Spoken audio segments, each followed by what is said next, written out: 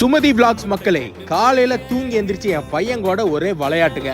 அப்புறம் அவனை கொண்டு போய் அவங்க அம்மாட்ட கொடுத்துட்டு எங்க வீட்டுல எல்லாரும் என்ன பண்றாங்கன்னு போய் பார்த்தா என் தம்பி இருந்துட்டு அழகா தோசை சுட்டுட்டு இருந்தாங்க.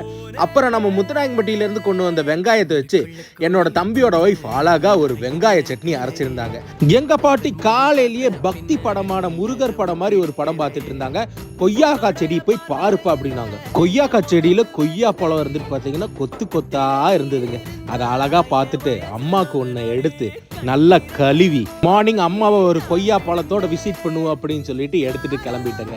எங்க அம்மா அதை பார்த்துட்டு ரொம்ப தேங்க்ஸ் நாங்க. எண்ணெய் தேய்க்க போறப்பா, தலையெல்லாம் ரொம்ப சூடா இருக்கு, நீயும் எண்ணெய் தேய்ச்சிக்கோ அப்படின்னாங்க.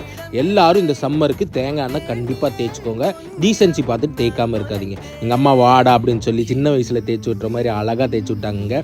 பசங்களை பெற்ற அம்மாவுக்கு தாங்க தெரியும் தாடிக்கு மீசைக்கு சேர்த்து எண்ணெய் தேய்க்கணும்னு. இன்னைக்கு இவ்வளவு தாங்க நடந்துச்சு. ஓகேங்க, போய்ங்க.